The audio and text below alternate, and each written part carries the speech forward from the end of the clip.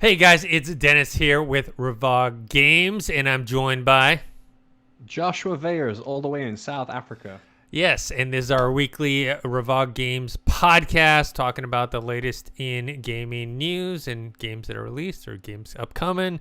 A lot of good stuff to talk about. This one actually, the first thing that they came up just dropped today, which was, we don't know how big a deal this is, to be honest, because it's so vague. But basically, Disney and Lucasfilm are basically they have this calendar, right, for the rest of the year, basically saying we got a new announcement every week on, I think, every Tuesday for the rest of the year.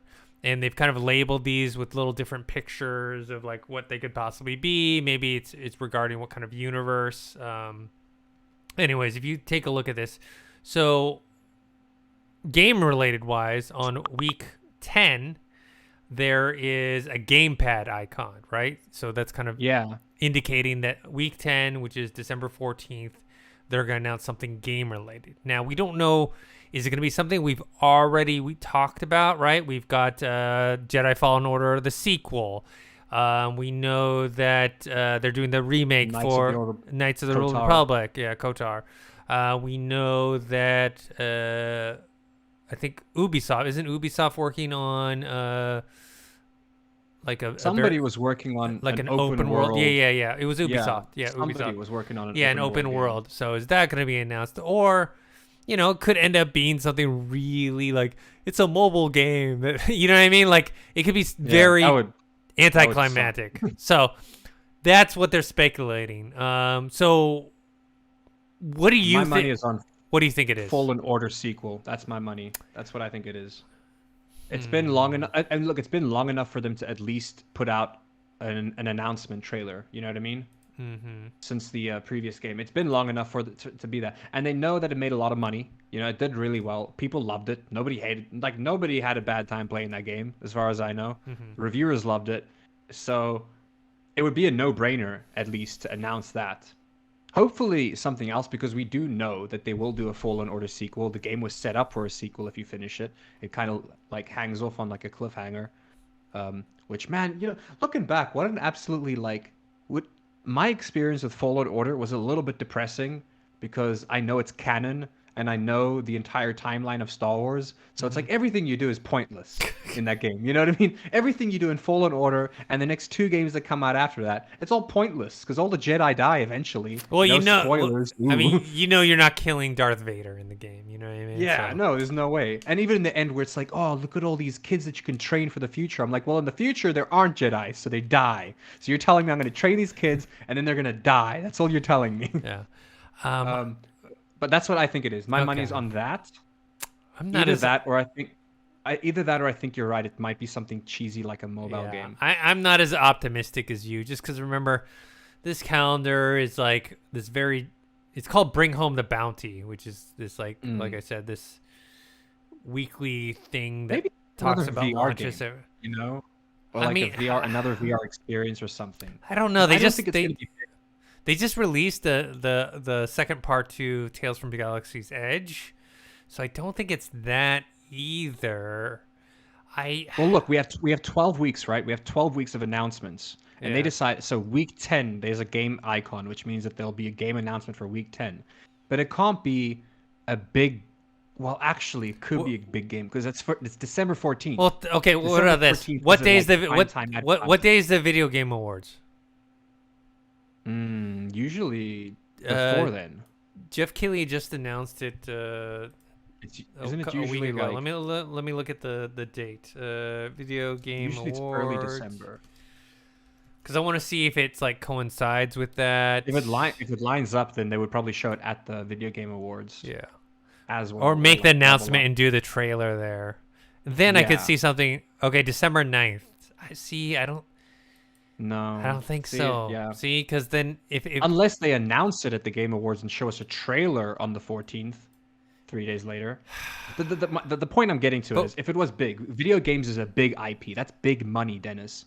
There's no way that in week 10 they're gonna drop something that's big. Like if it's a big video game like Fallen Order you know, the sequel to Fallen Order, or a big open world Jedi game, or the KOTOR remake, which we know about, but it'll be nice to see some Mm-hmm. like some footage, you know, even though it's probably a while until we see that. The point is, they would have started it with week 1 or week 12 because that's big money. You know what I mean? Like, I don't know what week 12 is, but week 12 for them, whatever they end on, it has to it's going to be the biggest thing. They're going to end on the biggest thing. And if they're not ending on a video game, then that leads me to believe it's a smaller video game, you know?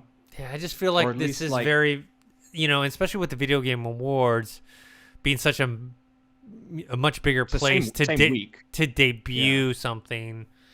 Yeah, I just feel like I don't think it's anything big. Honestly, I don't think it's Fallen Order 2. I would love it to be. I'd love it to be either the Ubisoft Star Wars stuff, or which we haven't seen anything from yet. And then the KOTOR stuff is already announced, so I just feel like it's not that, right? Because this is supposed to be an announcement for something new. But they can't show us. I was gonna say it's not like they can. The KOTOR remake announcement was so like recent. There's no way they can show us any like footage or anything. They could maybe show us concept art, but at that point, it's like I feel like this is. anything. I feel like this is going to be more kid friendly, so it's going to be like some sort of. I think it's mobile. I think it's going to be mobile. Yeah, mobile. Well, no, because if it was mobile, they would have just shown a cell phone icon. That's true. Know? That's true. But I think you're right. I think it could be something kid friendly. You know what I mean? Like, this is in the back of my mind. I could be wrong about this, but like, do you remember the like? Was it the SNES or the N64 Star Wars game? It's like notoriously known for being like ridiculously difficult. He plays Luke Skywalker. Yeah. The Frozen Place to Forget. Don't shoot me, fanboys. What, Hoth? Hoth. Yeah, there we go. Thank you. You're on the planet Hoth, and like it's really difficult. People love that game, and it recently not recently, but a few years ago, it got put on console, and it sold really well. So maybe it's like a more Okay, I think I know what. I think I know what it is. Yeah. I think I know what it is. I think it might be a retro game or something. No, I think it's a game that hasn't come out yet, that they've been talking about for a while, but they don't have a release date yet for, which is Lego Star Wars: The Skywalker Saga. Remember, this game has been talked about for a while. Right. We saw a demo of it at E3 in 2019, and it's 2021. The release date is set for early 2022. So I feel like they're gonna announce the actual release date. I think they're gonna that makes sense. I think they're gonna be like, it's coming whatever, January, blah blah blah blah blah blah. I think that's my guess. I'm speculating it now, that is what the big announcement is going to be. Yeah, I mean, I just went onto the website, the StarWars.com/bring home the bounty, and the web page looks very kid friendly. You know what I mean? Like, I just don't see like literally the logo to bring home the bounty. It's got Baby Yoda. Which I think is cool. I just it's not an announcement of a game though. It would just be an announcement of the release date. Be like, okay, we're gonna get this ready for you. Yeah. I'm actually looking forward to that game because I didn't play the other Lego Star Wars games. This one's kind of its own thing though. Yeah, it is. It's separate. It's separate. It's its whole own thing. And you can go to any world. It's much bigger. It's like it encapsulates all 9 games into one, and so you can kind of do. I never looked forward to Lego games, but the Skywalker edition I'm looking forward to. Look, Lego is a fun. I used to like hate on it because I was like, oh, these Lego games are so silly. But then it's like, if you actually sit down and play it with a friend, yes, it's silly, but that's the appeal. The appeal is that it's silly and it's fun and it's goofy and it's so casual. It's like the Family Guy of video games. You don't have to think about it. You just watch. You know, you just kind of. But I think you're right. It's going to be that. It's either going to be a mobile game, but it's definitely whatever it is. It's going to be kid friendly. You're right. It just doesn't like this website doesn't give off the vibe that it's going to be anything bigger or heavier. Yeah. And if it was a bigger game, you're right. They would rather announce that at the game awards. You know. Yeah. So all right. Look, this is still speculation. I'm guessing. You're guessing. Yeah. Who knows? We'll find out. Let us know what you think in terms of what you think it's going to be. Or do you think it's going to be something brand new or something that's been rumored? I know they said there's a rumor that Quantic Dream was working on a Star Wars game. Now that the EA exclusivity contract is over, like things have kind of opened up, which I think is for the best. Yeah, free reign, yeah. Even though, Jedi Fallen Order is technically under EA, and that was a good game, and Respawn Yeah. developed it. I don't hate on Battlefront as much as other people. I understand why people hate on the kind of the loot mechanics or whatever, but in terms of the Well, game, they did fix it for Battlefront 2. They fixed it like a week later. The unfortunate thing is that like the damage had already been done that week in terms of PR. Because I played Battlefront 2 recently because I think it was free on Epic Games, and I had a great time, man. The game's actually really good, like really, really, really good. It just unfortunately had the worst rap of all time when it came out because of its loot box mechanics, you know. But the the single player story mode was really fun as well. I just realized, by the way, whenever you tab out onto the article, I blank out on the screen. Yeah, I will say, moving forward though, I wouldn't say that I'm optimistic, but a Fallen Order sequel announcement, like I don't think we'll see anything, but we'll maybe see an announcement. The reason why I'm still holding on to that is because it's been about its time. Like it's been a while. Like they need to. There's so much other Star Wars stuff in the works. I think they need to remind people, hey, there's a Fallen Order sequel coming at some point. Yeah. But then again, Respawn's hella busy. You know what I mean? Remember, they're working on their own IP. Yeah, I mean, Apex brings in all the money. I don't blame them. Titanfall 3 is never gonna happen. You know what I think? You know what I think with like these type of things, especially with Star Wars, is like the way how BioWare did it. And this is how I'm speculating with Respawn, is that they make a game that becomes very a critical and commercial hit, like KOTOR or Jedi Fallen Order, and then they're like, yes, we worked on a Star Wars game. That's awesome. Look, the critics love it, the fans love it, and then they see how much money is like disappearing, like because it's a licensed product, and they're like, damn, if we don't get any of that money. Yes, if we just own the IP, we would get that money. And so that's like how Mass Effect, was basically KOTOR, but a new original IP. Yeah. And then that's how I think this Respawn, whatever they're creating IP, is going to be this Jedi Fallen Order thing, but it's going to be not Star Wars. Well, look, I think we don't know the details, obviously, but I'm speculating that they're already locked in via contract. Like there's going to be a Fallen Order sequel. Oh yeah, for sure. It's obviously not high on their priority list. Like Apex is their priority. Yeah. You know what I mean? And then they have like one person working on Titanfall 2, the poor guy. Just making sure things are still running smoothly there, but they're not. Yeah. All right. Let us know in the comment section what you guys think. Yeah. All right. Let's move on to the next one, which is Back for Blood. Came out, I think, yesterday. You and me have gotten I've played it for a couple hours. You played it for about an hour. We played an hour of co-op together. And overall, obviously this is the Left 4 Dead spiritual successor. It can't use the Left 4 Dead IP, but it's like a lot of the same developers that started their own company, which is Turtle Rock Studios. And yeah, it feels like a Left 4 Dead sequel. The game mechanics, the graphics, the feel, and everything, and it was enjoyable. It was fun. You and me played co-op. You had some criticisms about maybe some of the performance. Yeah, I have some performance issues. There's a couple things I noticed. Half of them were just lag because we were both playing on European servers, so there was rubber banding with the AI, the bots that we were playing with, because you're a 4-person team. First of all, at the state that the game is currently, playing solo is, I wouldn't say impossible. It's just not going to be fun. It's going to be really difficult. You're going to grind. Your companion bots don't know what they're doing half the time. You can't communicate with them. You know what I mean? So it's difficult to coordinate. So the game is, but that was the same with Left 4 Dead 1 or 2 as well. Like you need 4 people to play with. That's just that's the way the game should be played. At least play with 2 people at the minimum. This game is meant for you to play with friends. The gun mechanics, I like that. There's attachments for weapons, and they come from a variety of like common to rare to epic. Like by the end, even though we died around the third part of Act 1, all my loot was epic. Like all my attachments was epic. I had a scar that was just wrecking things.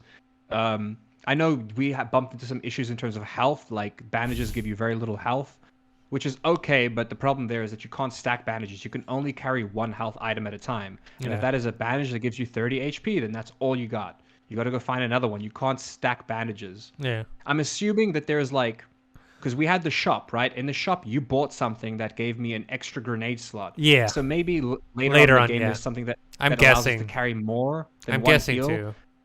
But you start off with just carrying one heal, which sucks. But me and Dennis did also find like a med kit against the wall that would allow us to uh, fully recover. You could just spam heal and then get yourself up to full health.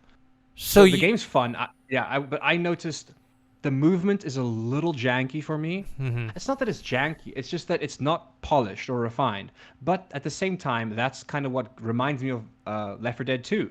You know, that the movement is kind of a little bit robotic, but that's the feel that it had. You know what I mean? I would like maybe I'm just blessed. I would have preferred to have a slide in the game. Hmm. There's no slide. I tried sliding. It's the first thing I tried to do, sprinting and then crouching. It just would have been easier to get around, you know, at certain points. But yeah, for the most part, look, the game's fun. Hmm. That's the biggest takeaway. The game is fun. You and I just had fun, had Yeah. a good time with it. But I think the reason why I had such a good time is because it's on Game Pass and I didn't pay full price for this game. Hmm. If I played full price for this game, I wouldn't be mad right now because what all the problems that I experienced are problems that will most probably be gone in a week from now. Like they'll patch them out, you know. Hmm. There's like little glitches and bugs. A lot of the time, like I don't know if this is happening on your screen, but a lot of like the two bots we were playing with, sometimes I would literally just see them like vibrating, Yeah. like just standing still and vibrating. You know what I Yeah. mean? Just shaking. The AI is bad to the point where like you'll be shooting people and like your teammates can just be like standing next to you, staring at you, doing nothing. Sometimes that's happened a few times. Uh. So once again, play with 4 people. An interesting thing that they put into this game is the card system. So every like you start in the beginning, Hmm. you got cards to choose from, and they're buffs. From what I was reading as well, they're like corruption cards, which make the game more difficult. I didn't encounter any of those, but apparently they do show up where you can make the game more difficult, which makes the reward higher, I think. Um, so there's that. Also, the characters, each character has their own thing. We got Hoffman. His team skill is that it increases ammo capacity by 10%. There's a couple other things too, but that's like the main one. Walker, his team skill is plus 10% increased health, which explains why I had more health than you as well, actually, because I Hmm. played him. Doc is plus 25% trauma resistance, so that's good for getting hit around and stuff. Mom, we got Mom. Her team skill is it grants one extra life. Every ally can be incapacitated one more time, which is pretty OP as well. Holly, you played Holly. Yeah. She gets plus 25 stamina. And then we got Evangelo, who I haven't played with him as yet, but he's my favorite character so far. Um, like he's just funny. I like his voice lines. He gets 5% increased movement speed. Then there's Carly. Her team skill is plus 25% use speed. So when you're using things like your bandages, your med kits, all those things gets used quicker. And then last but not least, we got Jim, who has plus 10% weak spot damage. You'll when what was the first big guy that we fought together? What was it? We had to The like there were ogre. certain The ogre. the ogre. So there were certain spots on his body we had to shoot, Yeah. Yeah. and so this guy would do 10% extra damage to it. Look, all these characters have other things too. Like Jim has plus 25% aim down sights, but I was just talking about their team skills for now. So who you pick is kind of important.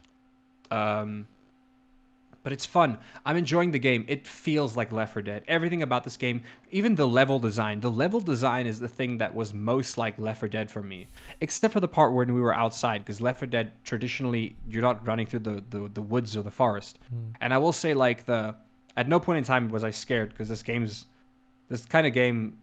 Like I used to get scared in Left 4 Dead 2, but in this game it's just like, yeah, I'm gonna slay some zombies, man. You know, like I'm excited when I see a zombie. I'm like, I'm gonna start Hmm. shooting you, man. Yeah, I get excited, you know. Maybe it's because we haven't gotten further in the game and we haven't experienced like the witches yet and stuff like that. But the game is for sure fun. If you're buying the game, I would hold off. I would hold off a week or two, maybe wait for a patch or two, because all the problems that I've experienced, they're not game breaking. They're just small, minor inconveniences that will most likely be patched out in a week from now. The game's only been out for 2 days. So if you are looking to buy the game, maybe wait a week, maybe 2 weeks, and then check it out. If you have Game Pass, check it out Yeah. right now. Yeah. So you sent me this article about players' complaints about the solo progression, because apparently, if you play the game solo, not online, you are not retaining any of your progression. Like, you have to play it online, which people are not happy with. I did not know this, because Yes. I played this an hour by myself, and I thought it was saving my progression. And then when I went to play with you, my character was completely gone.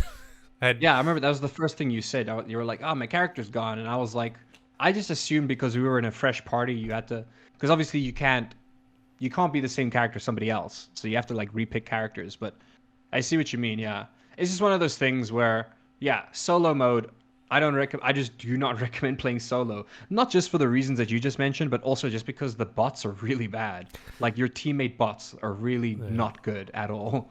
So until they like get the AI better for the bots, I wouldn't play solo anyways, And then obviously they got to fix this too. Yeah. But yeah, hey, it's fun multiplayer. Yeah, I it's mean, fun. me and you and I did pretty good. The two of us, our teammates were useless at the time, but they were like the two of us were able to like hold down. So it's one of those games where if we had 4 people, I think we would have done a lot better. We would have communicated a lot better too, and we would have done well. The game looks good. I will say, looks wise, graphics wise, it does look good. I bumped into a few graphics glitches. Like, there were moments where I could like crouch and stand up, and I would have trees disappearing like in the background. But they're like not a part of the map. They're like background things that you would never be able to get to unless you no clipped. So those are like small things, but those are small things that you can fix. Nothing that got in the way of me in the game. There was, I will say though, like when I died previously just now, it was because I got knocked off the map, which I didn't know that could happen. Certain zombies can run up to you, or like the ones that explode, they could explode near you. Yeah. Yeah, the exploders, and it literally blew me off the map, Dennis. Like, I landed in the ocean, and I just instantly died. The only good thing about solo mode or playing with bots is that when you die, you can take over one of the bots. Yeah. You can take over the other. You can take over another player that isn't being actively used. So there's that. That's nice, Yeah, I think it's fun. It needs a bit of polishing, but it's fun. Make the AI smarter. Yeah, make the AI look. The gun mechanics are solid. Yeah. Like, they're very like they're very, the gun mechanics are great. I like that. That doesn't need like even the attachments and all that stuff. Like even the shop, all those like mechanics work perfectly well. I would say they need to just iron out the movement. Movement works well, but they can make it a bit smoother. It doesn't feel very smooth. Like, and I can't even explain it. It's just something you have to physically feel with a controller or a keyboard. The movement just feels a little stiff. And then they need to work on that AI. But other than that, it's fun. Yeah. I had fun. Yeah, it's good. I think we'll play some more. I want to see where, what of my character stats were saved in the game. So we'll see. All right. Let's move on now. You and me personally have not played this, but there's kind of been a backlash to the Battlefield 2042 beta. I watched a lot of streamers play it. I haven't even read this article. I just know from what I saw, it was glitchy as hell. Like, so much glitches, Dennis. I watched part of exploits. Yeah, I was watching part of a Skill Up's video on it, and he was just talking about a lot of the glitches and a lot of issues with it, and basically saying, look, this is the beta, sure, but it's not that far off from being released. It's around the corner, man. Yeah, because look at it. You and me played the Halo Infinite beta. That thing is smooth. That thing is. In comparison to this, it is smooth. I mean, look, to be fair, in the Halo beta, there's not nearly as much particle effects floating around. Like. And then you got the weather system. I think most of the glitches were based off of, like, I'm not saying that they were directly attached to this, but I feel like it must be coding-wise attached to the weather system in the game. As soon as you add a tornado in the game and it has physics and it interacts with other players' physics, you're going to have some glitchy moments. You know what I mean? You're going to just have some weird things happen. I saw a guy bunny hop at the speed of a freaking car. Like he was just jumping, and because the physics like glitched out, he was just zooming. I mean, eventually he slowed down, like the momentum broke down, but it was the in-game physics that allowed him to like glitch out like that. Which yeah, I that's at least for me. I have a feeling it's mainly attached to the weather system in the game because when I played Just Cause 4, there were a lot of glitches when that game came out. Even when Collider, you guys sent me and Dorian to an event to go check it out, and at the event I noticed glitches like at their freaking launch event there. But it all had to do with physics because of the tornado. You know what I mean? It changes the entire game. So I think most of at least for me, all the problems I saw they were like physics based. But then also a lot of like problems with vehicles, like people not being able to get in and out properly, and like glitches, like vehicles just flipping out, and like it could still be tied to their physics engine. I'm not too sure. Yeah, but I mean the problem is the early access is being released on November 12th. The game fully releases on November 19th. That is a little over a month away. A little over a month away. The beta build has been around. They said it's a few months old. It's not like they just, pulled it out of nowhere and just worked on it. Like they've been working on this for a while. So I feel like they should have known it was going to have this many issues before the beta. Like they should have at least given a disclaimer. Because look, a lot of people still had fun with it. At the end of the day, there were people who experienced very little glitches, but for the most part, most people experienced just I wouldn't say game-breaking glitches, but glitches that like make it not fun, like it's a competitive game, What's the over under that they delay it?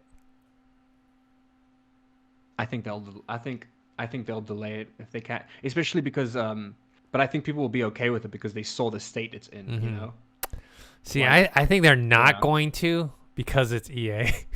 They're just going to be like actually they're gonna be like, nah, put it out. No, you're absolutely right, Dennis. Look what they did to Anthem. Anthem was like, oh, we are not ready, and EA's like, I don't care, I want money, put that game out.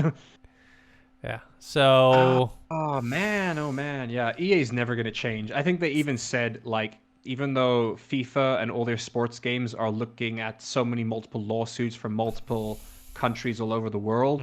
Apparently, one of the CEOs said that even with all this backlash they're getting from governments, they're not going to be getting rid of their loot boxes. Which, to be fair, they can't. It's like 80% of their income. You know what I mean? Is loot boxes just from FIFA. Dennis, I mean, you even know Jack. Jack used to spend a killing on FIFA packs, man. Yeah, like, see, I don't play that game with video game, but look, I'll buy some cosmetic stuff once in a while if it's something I really like, but I'm not in the game. I'm not in the game of spending. It's pay to win. Like that's the thing. Even pay to win. Pay to win. I'm not paying. Look, Dennis. I'll spend $2,000 on a weapon skin if I like it, but it's cosmetic. Like it doesn't change the game. The fact that you can like just spend hundreds and hundreds of dollars and then eventually end up with freaking Cristiano Ronaldo on your team is ridiculous. You know what I mean? Yeah, and then you're playing against some other kid who just picked up the game, who maybe spent like $40, and he's like, "Yeah, my ultimate team's looking great." Meanwhile, some like freaking rich Chad out in the UK just dropped like freaking 500 pounds on FIFA packs or something, Yeah, I'm not doing that. So no, it's ridiculous. The thing that's dumb is that I think eventually it will run its course, because here's the thing: people aren't going to spend money on something that they know isn't. It's gonna get to a point where it's like, look, if you are spending money on like FIFA packs, at a certain point you're not gonna want to spend money anymore because you know it's not worth it unless you spend a lot of money. You know what I mean? It's gonna get to that point because no one's gonna be dropping $20 on FIFA packs because they know it's useless. Unless you're dropping like $100, it's kind of useless. Yeah. All right. Let's move on from there. We'll keep our eye on Battlefield 2042.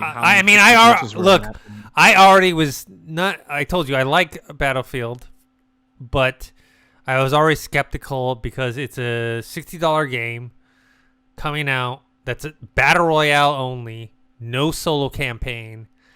In this day and age, it's like, okay, I mean, if you were going to charge $60 for this game that other people are doing free to play. Battle royale only.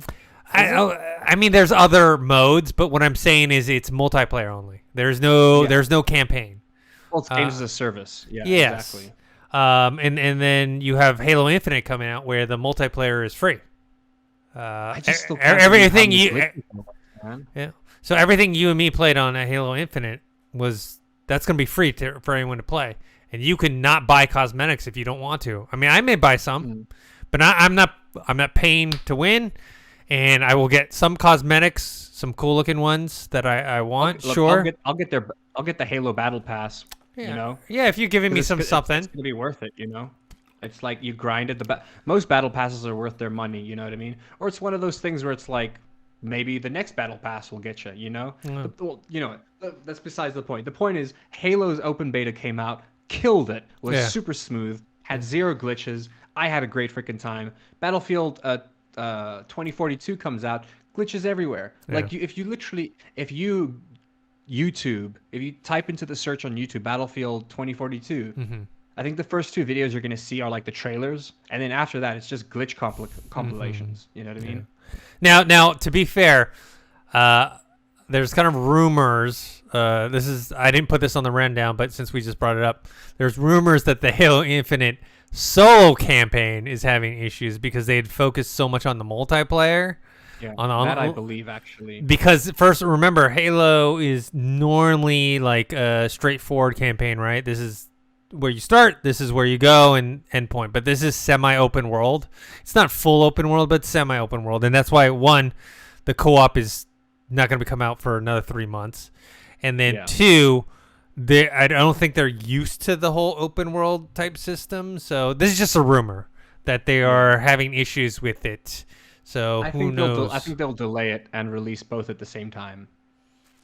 I don't know. I mean, remember, they already delayed a whole year, so... I was gonna say it's been almost an exact. Well, it has been about a year. You're right. Like, they delayed twice because wasn't it supposed to come out in February? That was like the first delay was like, okay, it's not coming out in December. We're gonna bring it out in January or February. Then that rolled around and they're like, okay, yeah, we're not ready at all, like at all. Yeah. And now here we are, like almost a year later, and we're in the open beta. Yeah, but I mean, it looks like the work has at least paid off for the open beta. Yeah. It's just we haven't heard a peep about the solo campaign at all. Like whatever issues they're facing with the solo campaign, I feel like it's most likely it's just probably level design based. Yeah. Because look, we played the multiplayer, so the combat works, the movement works, the grappling hook works, and that's going to be like a big thing for the single player, you know. Mm-hmm. If anything, maybe they could be working more on the vehicles. Like, no, vehicles aren't. I think it's just traversing a large open world and like making sure that it flows where you can go to one part and complete one part and go to another. You know what I mean? So they got to make sure that there's no places where people can like glitch in between walls and stuff. And when you're working with a big open world game, there's so much. What's the word I'm looking for? Like looking that you have to do. You know what I mean? You gotta look, you gotta test the crap out of an open world game. There's so many little tiny nooks and crannies that could like cause chaos. Yeah, that's why you gotta put a lot of mountains in these type of games. A lot of fog and mountains. Yeah, a lot of fog and a lot of mountains, Yeah, look, a lot of hills. Yeah. I don't think that they'll do a delay, but if there was a delay, they would probably only push it to the point where the multiplayer comes out the same day. Yeah, because the problem is if they let's say they release the multiplayer first before the campaign. Wait, wasn't their main problem the co-op campaign? Yeah. It was the co-op aspect of it. Yeah. Like, which is not good. They're going to be coming out with the co-op at a later date. Yeah, that's definitely going to happen. But as far as just a solo campaign for your single player, I don't think they're going to untangle it from the multiplayer because they want to launch it as even if let's say you have no plans on buying the solo or the game itself and playing the solo campaign, they still want to launch at the same time because they want all the buzz of Halo to be out there so that people who even aren't going to buy it but like, oh, the multiplayer is free, cool, I'm gonna go check that out. So because then if they would make more money if they delayed it just to fix the co-op campaign, I think they would make more money if they released it with co-op campaign right away. Because a good chunk of the console players on Halo, they want that couch co-op experience. They do, but I mean, that the thing is, let's just face it, the Xbox Series X while we both praised their last showcase, PlayStation has come back with a lot of exclusives, and Xbox Series X still hasn't. They have a lot of great things in the horizon, but they really haven't delivered anything exclusively to their platforms yet. So right now, like I said, what is my incentive to buy an Xbox Series X right now? I just don't have one. I have my Xbox One, I have my PC, and I heard Halo Infinite performs very well in Xbox Series X. So you gotta have some. If you're a kid who doesn't have a PC like you and me, and you want to play Halo Infinite, well then you gotta get an Xbox Series X or whatever. But it's just I just don't see them being able. Remember, this is supposed to be a launch title. It's supposed to be a launch title with Xbox Series X. Literally, it was supposed to be a launch title. It's crazy to think that this was literally supposed to be a launch title. Now here we are a year later. Multiplayer looks great. Don't get me wrong, but the fact that they're having issues with the single player is a bit worrying because originally single player was on track, right? Yeah. The story campaign was on track. Yeah. Then they had issues with multiplayer. So they obviously, I think we even covered it. There was a statement saying that they're going to focus all on multiplayer, which they obviously did a great job with it. And then I guess the single player was slacking. You know, look, there's still a strong possibility it'll come out launch. Because I think in the long run, they're banking more on the multiplayer for money. Than the single player they definitely are. You know? They invested most of their time in that because they want to make money. It's games as a service. Yeah. And it's one of those things where I have a feeling that the Halo multiplayer is going to make a lot of money. Not even in the beginning, but I think a year after its launch, that's when Halo is going to start making more money. Because what they need to do is. Well, that's not what they need to do. It's just something that I think that I can already call it happening is collaborations, like the same way Fortnite collaborates with Marvel or sports teams. You know what I mean? Or even ridiculous things. It sounds crazy, but the first battle pass for Halo is going to be quite average. A year from now, the battle pass is going to be something dumb where it's hey, look, you can have a unicorn helmet. Now, as stupid as that is, that's the kind of stuff that makes me go, hell yeah, I want to kick ass in the Halo universe with a unicorn helmet. You know what I mean? I'll buy that. That's why I'm excited for Halo in the future, because I think it's going to get, ridiculous. I think their cosmetics are going to get ridiculous. All I can say is right now the gear looks pretty sweet. If you look at the... It looks pretty sweet right now. Yeah. But, I can't wait for it to get goofy. Yeah. You know? When it gets goofy, that's when it's going to... Because then you have so many people buying things unironically ironic. You know what I mean? So, as soon as they add the floss in the game as an emote, people are going to spend all the money on that just as a joke, you know? Well, speaking of Fortnite, this next topic, Epic Games is considering making a Fortnite movie.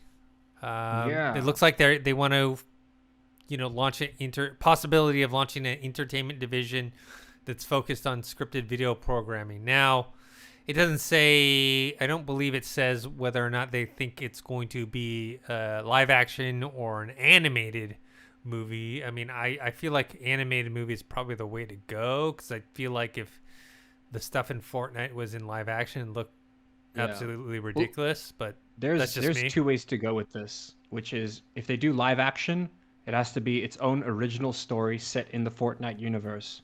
If they do animation, then they have to base it off of the lore of Fortnite. Now, which is also something crazy to believe. It's a battle royale, but over the course of it's been so many seasons, I haven't caught up with it, but the first 8 or 9 seasons had so much lore cramped into it that there is a story of Fortnite, and it's Jonesy is the main character, at least in my opinion, and he's this NPC who keeps floating around every time they do a major update, and there's always different variations of him, you know. If they go the animated route and they base the game off of lore, I think that they will do really well, because people who play Fortnite, they enjoy it, but people who know about the lore want to know more. There is a story that Fortnite's been telling over the course of its lifespan, and I think it would be better. It's a complicated, convoluted story if you're explaining it to somebody else, if they didn't experience it from season 1 themselves.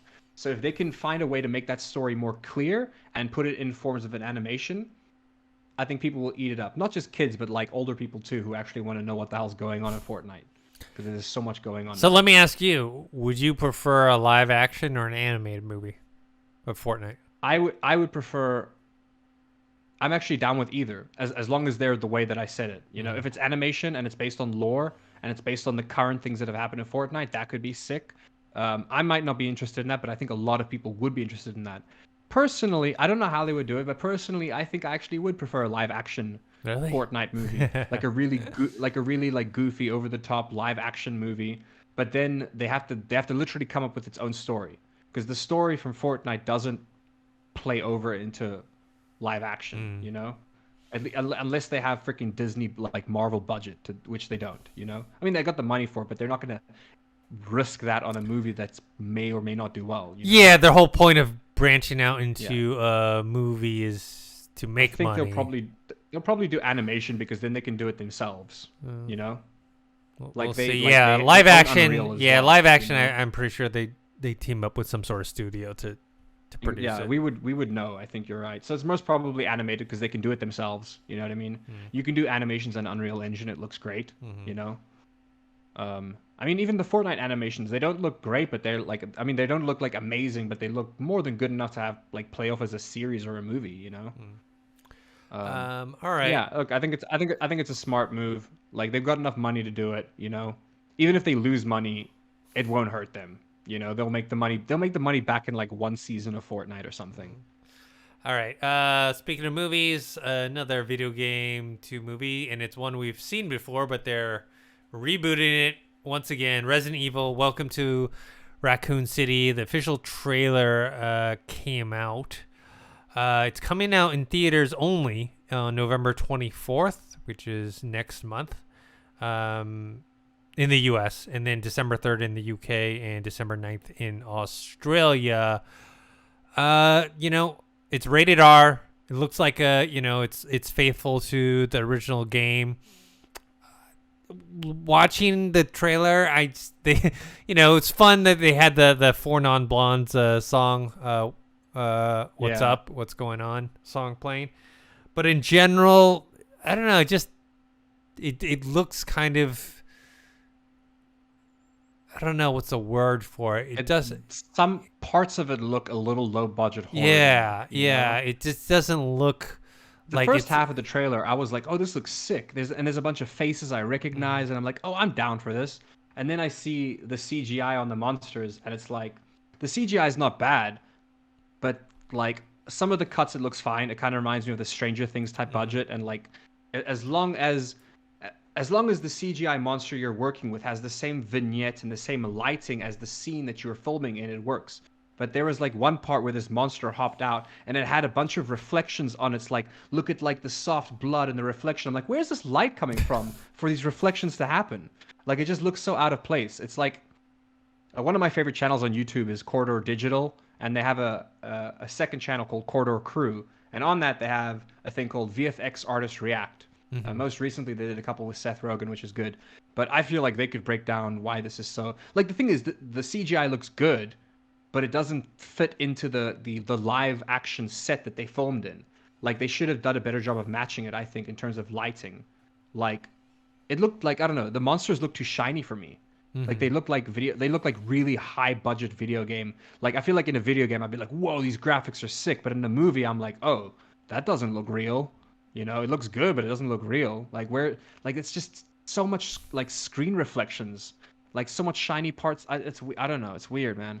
It seems to But like I take. said, It I seems I to. liked everything up until the last couple seconds of this trailer where I was like, "What the hell's going on?" It seems to be taking a much more serious approach than Yeah. the previous ones that Paul W.S. Anderson was working in. They had like a campy feel to them. At least the one that I saw. I wasn't a big fan of that movie Yeah. franchise, and so it was very campy to me. Where this seems like a more serious approach. The only problem is Oh, the dog looks horrible. the thing is did they put enough resources in to pull this off? Because when you go serious, right, it's like, Yeah. if things don't Some like look or feel right. the smaller monsters look okay, and you can get away with the smaller monsters because you just got to have them move fast and add a bunch of motion blur, and it's believable. Like the less you see, the more, you know what I mean? Mhm. Less is more sometimes. But with the big monster at the end, I was like, wow, They decided no motion blur. We're gonna let you see every single inch of this polished CGI monster we have. Where I was like, man, if you covered half of him in like a dark shadow, it would have been more believable and a bit more scary. You know what I mean? Yeah. I don't know. It's one of those things where it's like 50-50. I see some shots in this where I'm like, wow, that's a good shot. Cinematography on point, lighting on point. And then I see other shots and I'm like, wow, this looks like a student film. It seems like, I could be wrong, but it seems like they ran out of like a budget halfway through or something. Because some of this, or maybe they just half-assed half the shots because some of the shots just do not look good. At least I mean good. I mean good to the point where it's like it shouldn't be in a movie cinema. You know what I mean? Like it's funny to think like if they had to release this movie on like the film festival circuit without any names attached, I feel like it would do really well. But because it's going straight to the cinema, it's like who are you? I don't think you deserve this. Resident Evil, Welcome to Raccoon City. It looks only slightly better than a TV movie, that would be on like network television. Yeah, it's to me the If it went, if it went straight to Netflix, I'd be okay with it. But this is a movie. They want us to spend like a lot of money to go watch this, and I just don't think it's worth the $20 movie ticket or whatever, however how much movie tickets cost nowadays. Yeah. All right, let's move on. The next thing is the Guardians of the Galaxy launch trailer came out. So the game itself is coming out on October 26th, 2021. From what people have been saying that got to play it, they actually said it was better than it looks, that they enjoyed it more than they thought they would. The one thing, though, that kind of throws me off is you don't actually get to play as the Guardians of the Galaxy. You only get to play as Star-Lord. I mean, you can tell the other people like, "Hey, help me out here." Use do this ability, or there's like quick commands for the other people, but you can't switch to them. Yeah. Yeah, but you're just Star-Lord, and that's kind of it. And I heard the story's pretty good, and that the combat is better than it looks. So it's okay. That's good because I was gonna say the combat doesn't look bad. It's just that it looks like I'd get bored of it. Yeah, you know what I mean? Like it has that feeling, but if people are saying it's better than it looks, then I'm happy. That's good news. Yeah. But yeah, in the launch trailer, it's very, very story heavy. Story heavy. So it's like, okay, cool. Like this might be worth playing for the story. You know how you get your A movies and your B movies. Yeah. I feel like this is a B game. You get your A game, you get your AAA games, and then I just feel like this is a very like B+ kind of game. Like you're gonna enjoy it, but at the same time, you could probably just watch somebody playing it on YouTube and like watch all the cutscenes. Yeah. Like I'm still gonna play it because I want to like from the very get-go when I first saw the announcement trailer or just the first trailer I saw, I knew I was gonna play this game and I knew that I was gonna like it. But I also knew that it wasn't going to be a masterpiece. It also doesn't look like a masterpiece. They're not trying to be, you know what I mean? It looks like fun, but the gameplay mechanics do look a little bit repetitive, and they look like they can get boring like quickly. But if I can finish the game in a day, then I don't care, you know? And I'm more than happy to pay like $60 for a game that I finish in a day if I had a lot of fun with it, you know? Yeah. Like if I really enjoyed it. We'll see. I feel like it's not getting a lot of buzz, and it's interesting because it's not the same studio that made Avengers, but how things are. It's like people just get that bad taste in their mouth, right? And this is coming from someone who enjoyed Avengers. I did think the solo campaign had some repetitiveness towards the middle, and I thought the multiplayer wasn't as good as it should have been. That's why people stopped playing. Story was good and graphics were pretty decent. Well, I mean, they got better. I played the game a year after its launch. The graphics are pretty freaking kick-ass for me. Yeah. So even just kind of that negative kind of response to that kind of has maybe affected the anticipation for this game. Now, if this comes out and a lot of reviews rate it really high, then it may get, some more buzz or whatever. But right now, it's kind of going under the radar, right? I mean, it's launching in 2 weeks. I think it's because it looks very button masher, and there's nothing wrong with a game where you're just button mashing, but it's also like we haven't, like it's been years since like popular games were button mashers. Like, you don't really get button mashers. Everything's like a Dark Souls ripoff. Well, not a ripoff, but it has those mechanics. Every game nowadays is all about parrying and blocking and dodge rolls. Whereas this game really just looks like you're just spamming buttons, which can still be fun. Keep in mind there are games that are based purely on that. One of my favorite games of all time, Splatterhouse. It's a pretty old game. Yeah, is literally just button mashing. You know what I mean? And it's fun. Hell, all the old Mortal Kombat games were button mashing as well. So button mashing can be fun. I just think it's not something.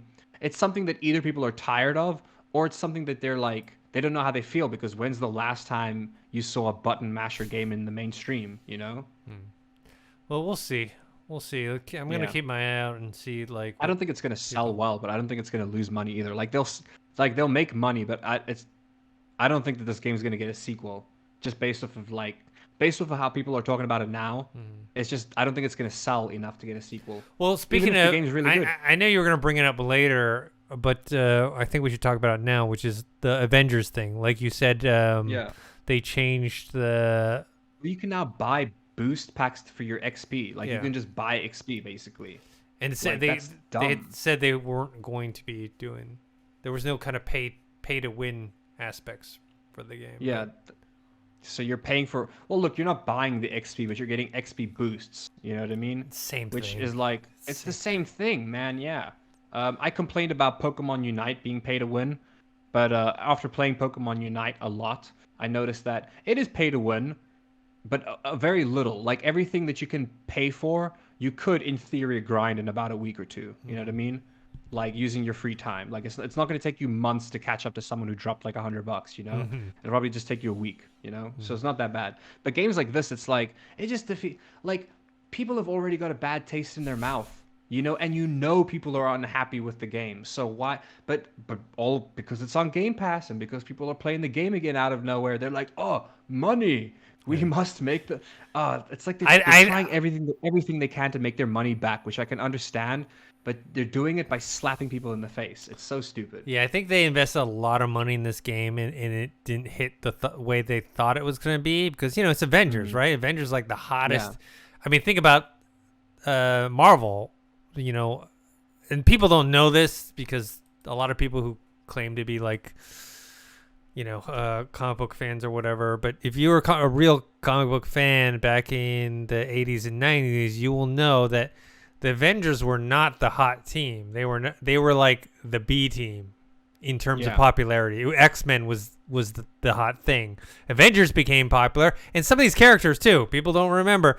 Iron Man was a B character. Thor was a B character.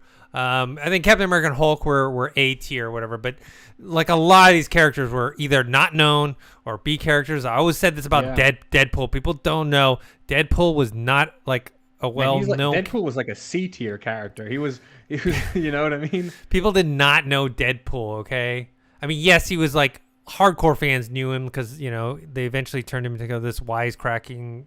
Well, he was the only comic book character like ever back then to be breaking the fourth wall. Yeah. Like constantly. But he loved chimichangas and people loved but he was not like a mainstream character. This is all like no, definitely movies. Anyways, my point being is now Avengers has that cachet, right? Because of the big movies, because of all the characters being in the MCU and whatever.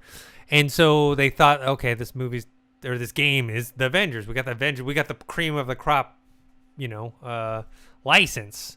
And it just didn't sell the way they thought it was going to. One of my favorite YouTubers / reviewers, Moist Critical, or Charlie, however you want to call him, I think he said it best.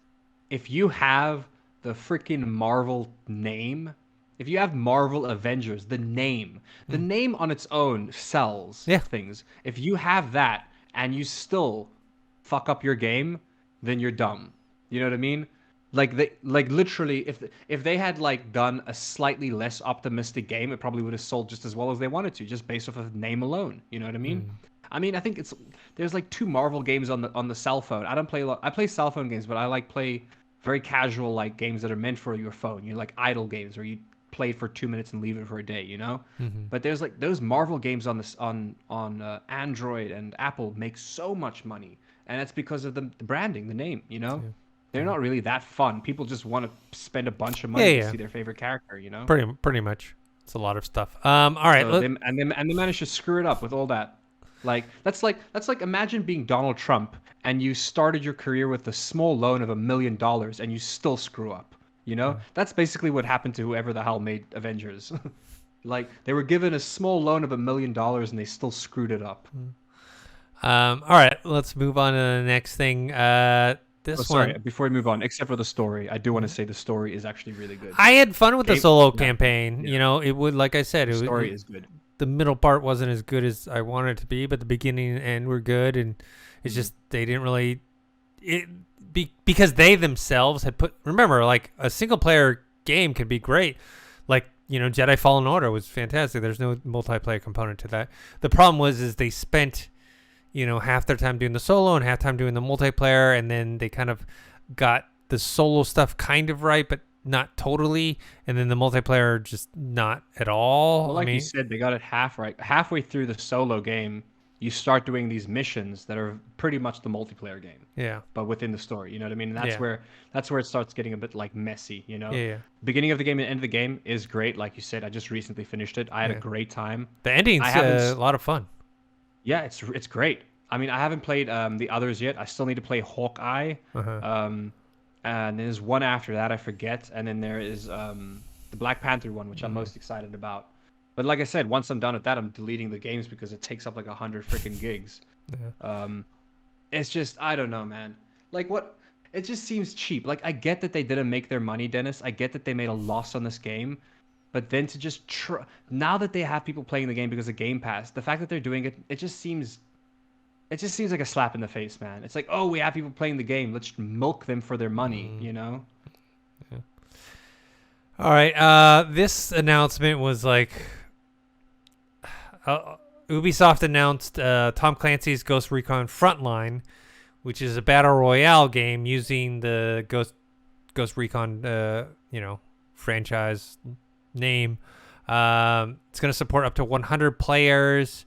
It's free. It's a battle royale, but they said there's going to be a kind of a slight change to it, where you have to actually claim 3 pieces of intel, and then extract it from the map. So it's like battle royale, but it has like kind of a, objectives. Yeah, objective to it. They haven't had a release date announced, but they're going to do a closed test with European players, actually starting tomorrow for about a week. I watched the trailer. It's fine. I just don't... I guess getting flooded with all these type of battle royale, free-to-play games, it's just very hard to... I mean, this is Ubisoft's take on this? Like, don't they have like 4 different like battle royale games? Or maybe not battle royale games, but like free-to-play games as a service? Yeah. I mean, they had Hyperscape, which failed, which actually sucks. Hyperscape is a fun game. It's basically Unreal Tournament as a battle royale. The issue is that there's too many battle royale games to play. You know what I mean? And aren't they making? They're making another one that's going to have like all the different characters from the Ubisoft games, right? Or at least the Tom Clancy games. They're going to have one that has like. Remember, it's like animated style or whatever. Like, anyways, that's one of them. This came out. It's like winner. I mean. That's why I'm so excited about Halo Infinite, because 1, I love Halo, and 2, it's different, right? They, like we said, the rumors are in the code that they eventually will have a battle royale game. But for me, man, that's not why Halo Infinite's gonna do well, dude. Team Slayer, man. Team Deathmatch, man. Yeah, Team Slayer's all the way. That's gonna be the selling point of that game. I love that mode, and I think, playing it with Halo, and Halo's different too. It's not trying to be a realistic. Military type of shooter. It's it's a sci-fi. It's got crazy physics and crazy gravity, and it's got its own thing going on. So I don't know. This game could be great. We haven't played it yet. I'm just saying there's just so many emphasis on the word could be, and the reason I say that is because in this trailer they didn't show us any gun mechanics. Mm-hmm. Not, I believe. I mean, I'm double checking now, just so I don't eat my words. But at no point in time, I think. Okay, hold on here. For like literally a split second, they actually show you the first person view that you're in. Mm-hmm. For the whole trailer, you're just watching other people like walk around and shooting, but they're not showing you the first person view and the shooting, the actual gun mechanics. Because the only thing that's gonna make a battle royale stand out now is if it has good gun mechanics, which in my opinion is, for instance, like the one thing that could this I know this game hasn't come out yet, but the one thing that could trump this game and make it look like this game never even happened is if Rainbow Six Siege decided to become a battle royale game, because the gun mechanics in that game are so ridiculously good that if that had to become a battle royale game, a lot of people would play it just based off of that, you know? Like, I feel kind of meh about this, you know, like I'm not hyped, I'm not underhyped. Like you said, I'm emphasizing the word could be. It could be great, or it could just disappear with all the other battle royales that have come out in the past couple of years, you know? Yeah. Am I mistaken? Wasn't Ghost Recon originally a third-person game? I think so. Yeah. Yeah. Yeah. So it's But like in the middle of this game, there's like, okay, no, I do see some gun mechanics. It is first person, but they don't show off enough of the gun mechanics for me to get excited. Like that, I think they would have done a better job if they just showed more gameplay. And they showed gameplay, but they didn't show it from the view of the person playing. You know? Mm-hmm. Yeah, I don't know. We'll see. All these free-to-play games, it's just getting flooded. Anyways, all right, let's move on to the next thing. This I thought we had talked about this before, but G4, which for people who know, was a channel that focused on video games mainly, and some tech and some pop culture stuff. That used to be on cable. They went away, and now they're being brought back. And I guess they made an announcement that officially it's gonna be back on November 16th. This is a part that I didn't really know and even kind of understand, to be honest. Is it's gonna be on Verizon Fios, Cox, and Infinity TV, and they're gonna have a Twitch channel, and they're gonna have stuff on social platforms and YouTube. It says G4 program is set to be delivered, a first of its kind 24/7 broadcast studio. They're going to focus on some esports stuff and gaming. What's interesting to me is that I thought they were coming back and kind of taking a new streaming online form, a VOD, more whatever, focused on smaller like content, but it's the opposite. It's kind of going back to their roots and being like a full on, hey, this is a channel. And I mean, they still have Attack the Show. Attack of the Show. Yeah. They got X Play, Boosted, Ninja Warrior. So yeah, I'm just a little. Is that actual just Ninja Warrior? Oh, yeah. It's just Ninja Warrior. Yeah. What? It's just like, what the hell does Ninja Warrior have to do with G4? Nothing. I mean, at that time, it says here they just had the rights to the exclusive Yeah. broadcasting rights to Sasuke, better known as Ninja Warrior in the United States. Yeah. Okay. Oh, so they got the broadcasting rights to that. I didn't know that. I think they used to have it too, but back in the day with their other channel, so they just got that as well. Dungeons and Dragons Limited Series. Notable celebrities like Jack Black, Tiffany Haddish, Kevin Smith, Dr. Lupo. It's okay. That's just them straight up doing an actual tabletop game, though. Okay, with celebrities, that makes sense. I don't know. I mean, look, it may be good, it may be successful. I don't know. I just thought they were gonna kind of reassess the landscape and take a different approach. Yeah. To I think it'll gaming, be good, doing how gaming is, because a lot of people. Gaming, like news and discussion, is all like online now. It's all YouTube, Twitch. Role? Yeah. Okay. So this is why I think it'll be successful, because I think that do you think that they will be more successful than Critical Role? If they can, I think that they could. I think that if they could match up to. if they can support their costs, because it sounds very costly what they're doing. That's why. Guess how much money Critical Role made just off of Twitch, in 3 years. I don't know. $9.6 million.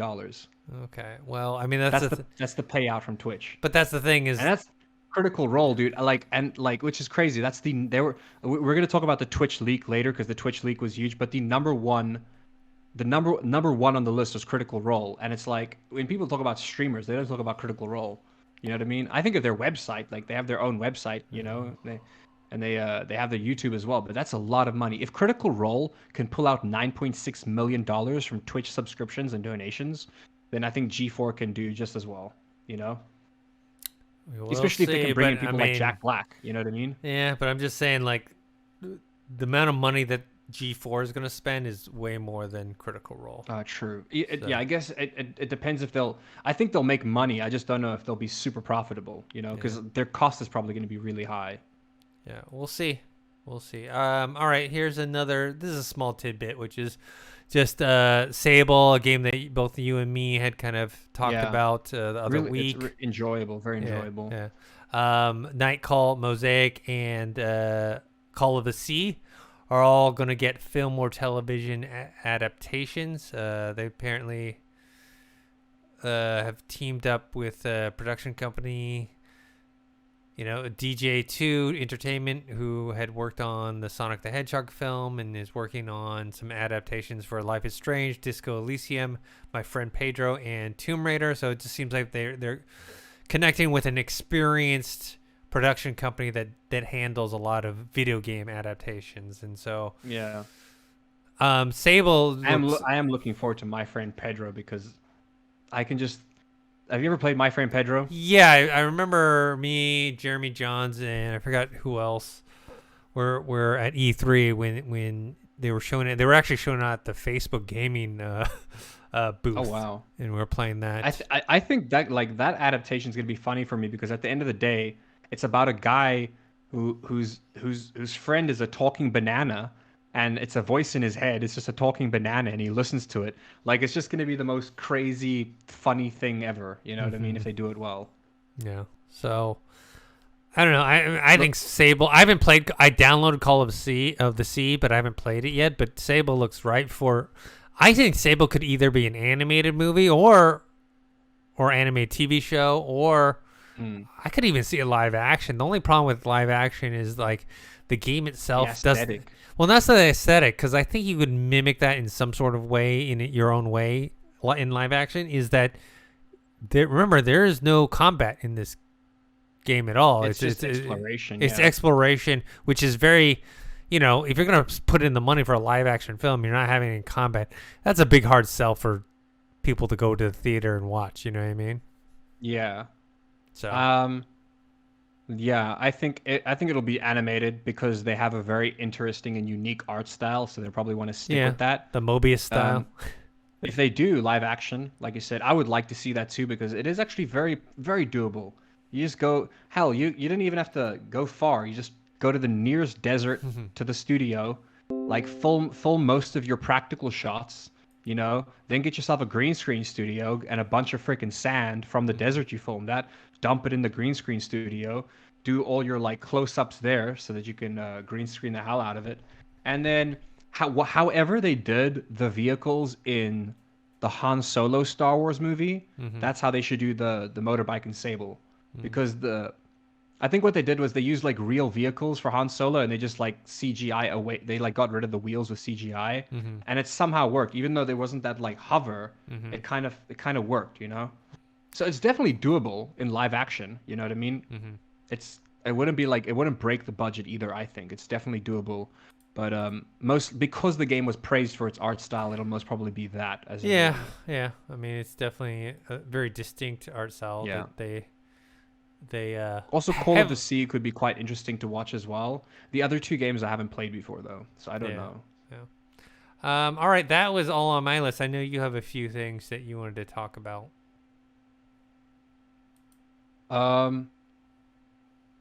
Oh wait, did we mention this? The Ghost Recon frontline delay. I didn't. Yeah, it was just. Yeah, it's like they delayed it to a week or something like that, right? Yeah. So it's like Yeah. literally the game got announced last week and it's And already getting a delayed a delay. week. Yeah. It's already been delayed a week. Yeah, that's crazy. Um, let's see here. This I'm excited for actually. System Shock live action TV series. Um, that's just cool. Mm-hmm. There's nothing really to say about that because I don't think we. Oh, hold on. Actually, yeah. It's being adapted into a live action series, and it's produced by Alan Unger, who was the guy who did the Uncharted fan film with Nathan Fillion. I don't know if you ever saw that. Yeah, Like I it was did. like a yeah. That's kind of what actually prompted us getting a proper Uncharted movie. I don't if it wasn't for that fan film that went viral, I don't think we would have had an Uncharted movie today. You know what I mean? Or Mm-hmm. coming out soon. Um, but yeah, the guy who did. It's also just nice to know that the guy who made the fan film, like someone looked at him and said, "Hey, come and do the System Shock live action." Look, it's it's more about cyberspace and stuff, so it's a very different feeling than beautiful landscapes to film. Um, but yeah, it's good timing too because we got the System Shock Enhanced Edition coming out soon as well. But other than the guy working on it, we don't know much about it. The live action series will be released exclusively on Binge, which is a little worrying for me because I don't know if that kind of makes me think it's not going to be as big of a budget as we would want it to be. But it's an all new streaming platform dedicated to delivering premium entertainment for gamers. So it's a streaming network for gamers, I guess. Mm-hmm. And it's going to launch in 2022. So we're not going to see the game until like maybe late next year. I mean, we're not going to see the movie, sorry, until much later. But yeah, have you heard of Binge? This is the first time I'm hearing about it. Apparently, its catalog, their library is going to be original series that are all inspired by popular video games. Hmm. I haven't heard of this before. No. It's No. yeah, it's going to stream for free on any internet-connected device. How are they going to make their money? Advertising? Probably. It's got to Yeah. be. If it's going to be free. Oh, it just makes me like everything about that just screams low budget. Unless they have a bunch of money I don't know about, it just screams low budget. I'm a little less. Well, the nice thing is with System Shock, you can get away a lot with horror. You know what I mean? Having a lower budget, I think. Mm-hmm. And I've seen some really good low budget sci-fis too, so you can get around with that. Either way, it's exciting. They're making a live action TV series for it's a series. To reread that, I thought they would have done a movie, but they're doing a series, which is interesting. Um, so Nickelodeon All-Star Brawl, I think it's already out. I'm not too sure. There was so much hype around this game. I don't understand because it looks like a PlayStation 2 game. Like, it looks fun. It looks like they worked really hard on making a very good competitor for Brawlhalla and Super Smash Bros. Because it's what it is. They're trying to be a competitor for Super Smash Bros. But and the game, from what I've been told from people who have played it, the game feels good, but it literally looks like a PlayStation 2 game. Mm-hmm. Like the graphics are so disappointing for me, like so disappointing. But that's not what I'm here to talk about. Xbox is a competition where you can win. You get a chance to win a special Nick Brawl, which is the game, by the way, a special edition Nick Brawl console, and one is SpongeBob, like literally, because it's a cube, the Xbox Yeah. Series X, it's a cube, so the one is literally just SpongeBob, his whole body, just not his feet. It's got his pants though. It's his, SpongeBob SquarePants. It looks like something that I really want, but also hate at the same time. Like I really want it, but also I hate everything about it because it's like what the hell. But then there's also like a Teenage Mutant Ninja Turtles edition that looks super 90s. Like Yes. the whole aesthetic to it. Like I would like that. Like it screams 90s like cartoon, like Sunday morning cartoon. I love that feeling. But yeah, there's a competition. There's a sweepstakes. The tweet.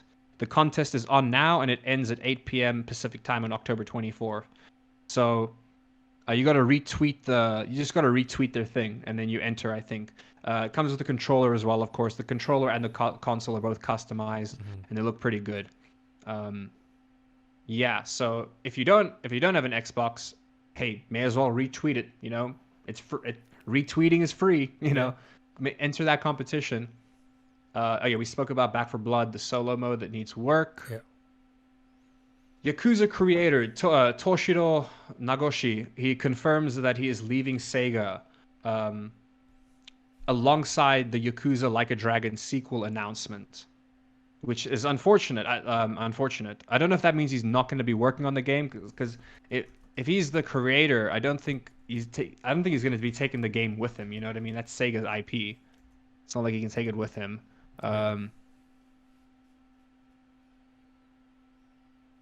Okay, yeah. So the studio is working on a sequel, but the guy who made the franchise, is left. I'm assuming though, maybe he's just retiring. Yeah, I mean, he doesn't say his reasons why. He gave his like sincere and deepest apologies and gratitude and all these things. I think it sounds like a retirement. It doesn't sound like he's like it doesn't sound like he's leaving to go somewhere else. It doesn't sound like he got fired. I think he's just retiring. He's been working there since 1989, so that's a long time. That's a good like 32 years of working for Sega. I think you're allowed to retire at that point. Yeah. It does suck though that he's not going to be involved in the sequel, but yeah, that's sad but not sad. That's life. People get old, they retire. That's just how it works, which I'm assuming is what happened there. Um, so let's see. I had a couple other things to talk about before I get into the Twitch leak, which is the biggest thing. Oh, this is weird as well. So talking about battle royales, just there being so freaking many, they're making a battle royale that's an interactive live action film. So I'm guessing like the Bandersnatch, but battle royale. How's that even gonna work? Um, let's see. Yeah, because Naraka Blade Point is doing quite well, by the way, even though there is no good anti-cheat for it, so anybody can cheat in that game without any repercussions. But it's like a combat-based battle royale. It's a good game. Let's see here. Bloodshore is an interactive action movie about a televised battle royale between high-profile streamers, entertainers, and death row inmates. You control the fate of Nick, a washed-up actor who fights for a life-changing cash. Is this Squid Game? Like, is that what I'm reading here? Fights for a life-changing cash prize. All is not what it seems in this latest season of Kill/Stream. This is Squid Game. Like I don't know what they're saying. The hottest reality TV show on the planet, Kill/Stream. Can Nick uncover the truth about Bloodshore Island before the time runs out?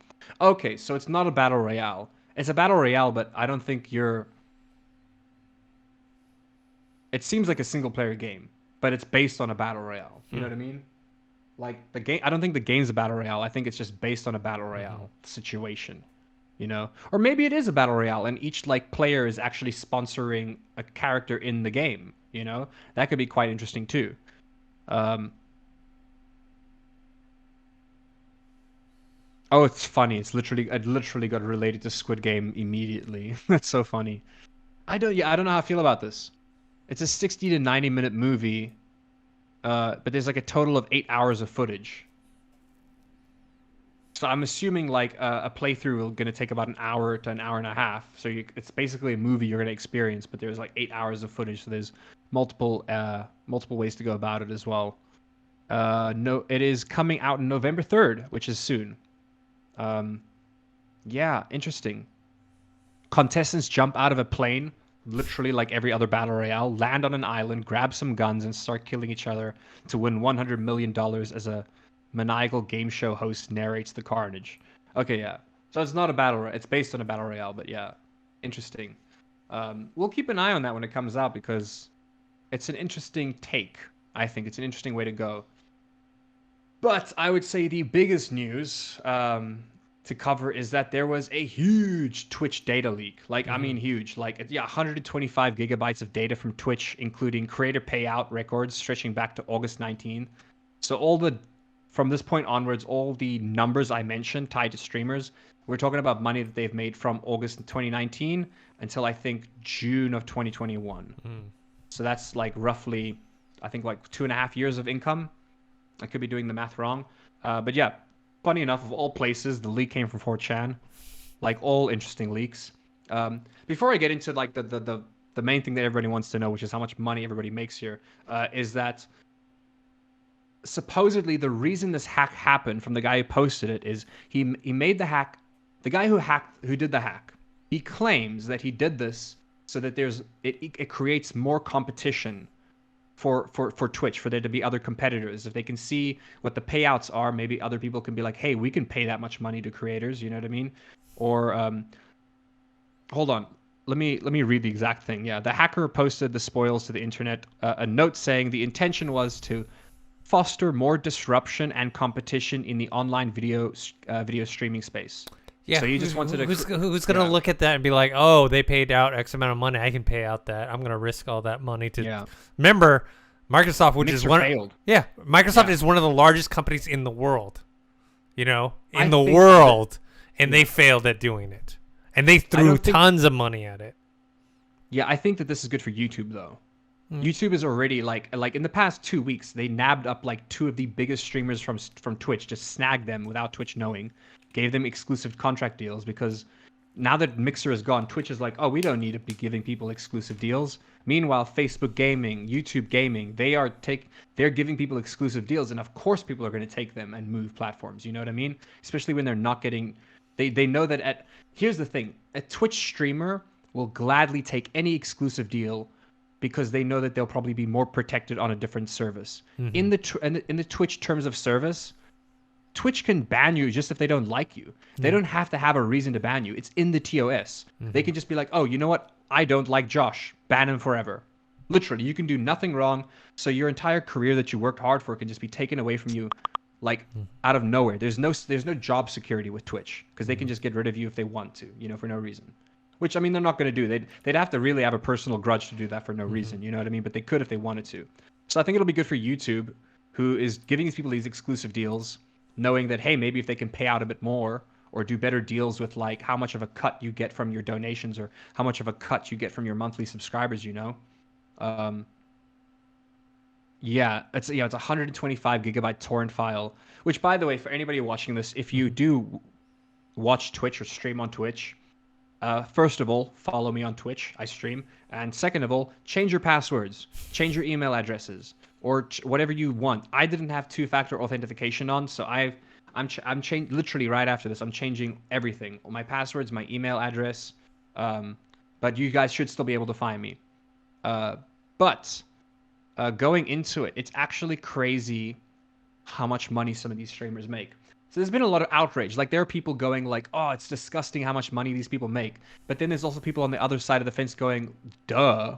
Did you think that they were just like, do you think they were just broke gamers streaming to hundreds and thousands of people every day? No, of course they were making money. You're donating to them.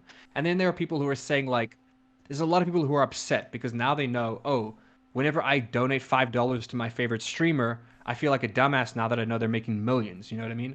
But at the same time, if you feel bad about having donated to a streamer, just know that you are an adult and you choose how you spend your money. You know what I mean? You shouldn't feel dumb for the way you like. I mean, if you feel dumb, just know it's your fault. Ultimately you pay that money, you spend that money. They're not taking it from you. You're not getting extorted. You know what I mean? So everybody who's complaining about how much money they've donated to streamers, thinking, oh, they need this help. No, you did that. You can't complain about your own actions. You know what I mean? That's just not how it works. For me, the most interesting thing about this is that there are streamers that I'm surprised at how little money they make. Like, they don't make like chump change, but like some of these streamers are really famous and they make very little money. But then again, I believe that this is only for subscriptions. This might not even be counting donations. I think this is only subscriptions. But even then, if it was including donations and subscriptions, you got to keep in mind that revenue for a Twitch streamer is only like a portion of their money. The rest of their money is coming from brand ambassador, like brand deals. You know what I mean? Yeah. Mainly brand deals. One of the people taking a bit of a high horse approach to this is Pokimane, who is like, she capped her donations a long time ago. I remember we spoke about it on the podcast, where it's like she doesn't want, I think, people to spend. I don't know what she capped it at, but the point is you can't just randomly give Pokimane $100 because there's a limit to how much you can donate. And her way of saying it was like, treat yourself, spend that money on yourself, because she's making enough money from her brand deals, which I can respect. There's no point in like capping your donations, no, it's a good PR move, first of all. But second of all, you really don't need that. Like she's living within her means. She doesn't need that money. She makes most of her money from brand deals and exclusive deals, you know? And that's the case for most people. But then also just some of these people, like I knew XQC makes a lot of money. He's like the most watched streamer on Twitch. But in 2.5 years, just off of his subscriptions, I think he's made $8.4 million US. Jeez. You know what I mean? That's excluding brand deals. He never got an exclusive deal with anybody. That's just from subscriptions. It might be, I need to confirm, it might be donations too, but I think it's just subscriptions, just subs. And that's just Twitch. You got to keep in mind, all these people, all the big Twitch streamers, they're uploading their daily VODs to YouTube as well, and making money from YouTube as well, you know? And then the brand deals, you know, Instagram deals, things like that. But yeah, the biggest surprise for me was the #1 spot went to Critical Role with $9.6 million US over the course of 2.5 years, which is crazy. I will say a lot of fun came out of this now, where if you go on Twitch now, and most Twitch people, like when you stream on Twitch, you choose your title, and most people are referring to themselves as the number that they are listed as. So they're like number 38 reporting in for duty, you know what I mean? Which I think is like they're having a bit of fun with it.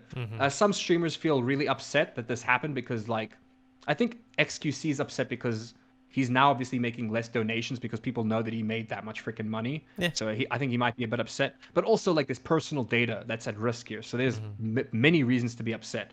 Not just the fact that your revenue got leaked. Also, it's not rocket science. Being able to figure out how much a Twitch streamer makes off of its subs is really easy. You can do the math. You know, if they're an affiliate, if they're a partner, it all depends. But you can do the math. Like, it wasn't hidden information. No. None of the stuff was hidden. Yeah, you could figure out a rough estimate of what they're making. My favorite streamer of all time, Ludwig, he was number 6. Okay, with $3.2 million. That's crazy. #1 is triple that. You know what I mean? Like, the disparity is huge. Like, #1 is 9.6 million. #2 is 8.4 million.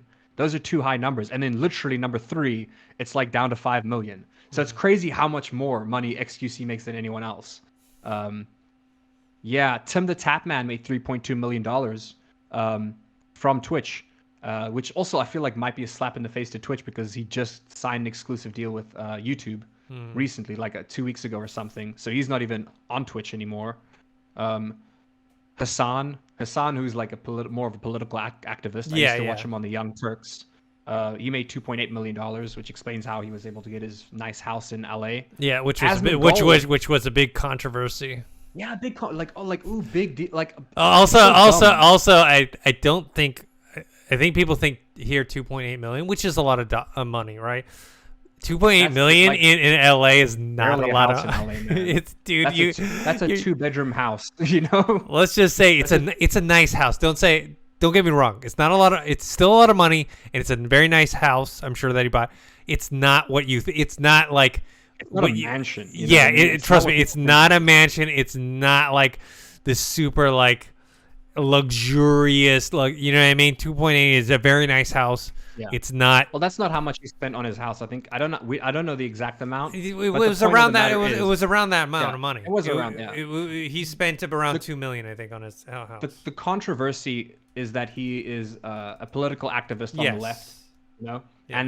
And then he's like all about like tax the rich more, you know. And then people are like, oh, but you bought this house. And in his defense was the best thing ever. He's like, yeah, tax the rich. I'm more than happy to pay more in taxes. Like he was like, I don't like, seriously, tax me more, you know? He's like, he stands by it. Yeah, $3 million house. But yeah, like I said, dude, $1 million will buy you let's say in a decent neighborhood, just like a 2-bedroom house. Like a small 2-bedroom house is $1 million in LA. I think people are just thinking, 2.8 million, it's going to be like this, you know. Well, probably in their country or their neighborhood, it is like, look, dude, a $2.8 million house here in South Africa is like, you'll be living like Will Smith. You know, you'll need a golf cart just to get to the other side of your freaking house.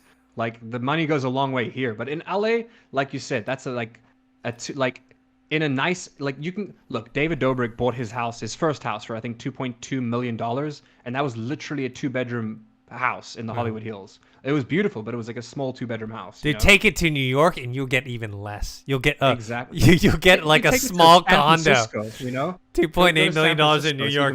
You'll get like a nice 2-3 bedroom condo.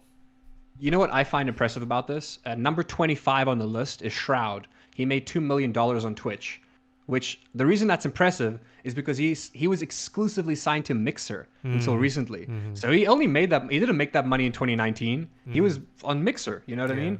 So I would say that's impressive because he probably would have been ranked a lot higher on this list if he was on Twitch for a bit longer. I've only got the top 25 here, but when I saw the full list, the thing that surprised me most was like there's a lot of streamers who like they're doing well. Don't get me wrong, they're doing well, but I really thought that they were doing better. But I suppose it's because they're friends with and play games with people who do make a lot more money. So I just assumed they would make the same kind of money as their friends, but that's not how life works, you know. They're all well off though, you know. The general public is just baffled by how much Twitch streamers make, but it's not news, you know. I guess it's news to people who don't like really consume video games or that kind of stuff. It probably is like shocking news to them to see these numbers. If I told my parents this numbers, they would flip out. They would they wouldn't be able to comprehend that someone gets paid money or that amount of money to be in front of a video camera while playing video games. I mean, that's just I mean, Critical Role, they literally just play tabletop RPGs, dude. You know? Yeah. Some of these streamers, they just do like cooking, you know? Like it's crazy. It's actually, and there's also a lot of people on this list high up that I've never heard of before, which just showed me how big the world is. You know what I mean? I think it was a while ago when I was talking to Jack about the state of YouTube just after the adpocalypse in 2016. We were talking about this guy, and he was working at an agency at the time, representing talent, but like not actors, specifically like hosts, personalities. You know what I mean? And one of the people that they had just signed, it was like some dude with like 26 million YouTubers subscribers, which in 2016 was huge. You know what I mean? Still is huge. And I was like, I consume YouTube like there's no other. I'd never heard of this guy, but he's a Spanish YouTuber. It's the world is big. YouTube is big. Twitch is big. Any online platform is a lot bigger than you think it is. Your favorite Twitch streamer could be insignificant compared to the top dog in Spain or Russia or whatever. You know what I mean? But yeah, moving forward, the biggest talk about this is obviously the money. But moving forward in a week or two from now, I'm actually more curious to see what like the important things that got leaked, because we're talking source code. 125 gigs of source code leaked. So yes, we're all focusing on the money, but because it's source code, that is something that a rival competitor can take a look at. You know what I mean? And they can look at the source code and see what works. What are the things that Twitch is using that works? You know, how do the 30-second ads work? How do the 60-second ads work that you can put on? You know, I think through this unrelated, it is related. But I think through the leak, they were able to find out that Twitch doesn't pay out their bounties as well as what they do. So a Twitch bounty is if you're a Twitch streamer, you can do a bounty. Say there's like a game, there'll be bounties where it's like play 60 minutes of League of Legends, you know, and then you'll get money for playing 60 minutes of League of Legends on your stream, essentially promoting other games that you wouldn't necessarily be playing on your stream. But now they found out that like I don't know the exact details. I'll have to look into it again, but it seems like bounties aren't worth it. And the people who do the bounties, they didn't know that, and now they can be like, oh wow, like it's not worth it to do the bounties. So maybe Twitch will fix that and like make it work better for the streamers. I don't know. Maybe YouTube takes a look at the source code and sees what works and implements it into YouTube gaming. I'm excited. I'm not excited. I'm just curious as to see what's going to happen with this leak in the future. Because look, 125 gigs of source code is a lot, Dennis. Like, look, everybody's like all the streamers' revenue. That's probably only like a megabyte of data. You know what I mean? Like, there's so much else out there that I'm interested in. Yeah. That's pretty much all I got. I feel like there was some other big news that I'm missing that could have happened recently, but yeah. Oh, well, did we cover New World last time? Yeah, we did. Yeah, we covered New World. New World, still playing it, still loving it. Great game. Still playing Valorant. Still loving the controller bindings come out for New World yet? Nope. Okay. Nope. I mean, look, as soon as it's on console, you'll know. Like when the controller bindings come out, they will release it on console. All right. Like It'll probably come hand in hand. Yeah, I can't do the mouse thing. It's not because probably give it like actually, you know what? Probably right now, there's probably a third-party application out there somewhere. Mm-hmm. You know what I mean? I think there's a thing called not D64, but D94 or something. It's literally a program that allows you to map any keys you want to your controller. Mm-hmm. So you may have to go through it manually, but it's definitely possible, you know? Right.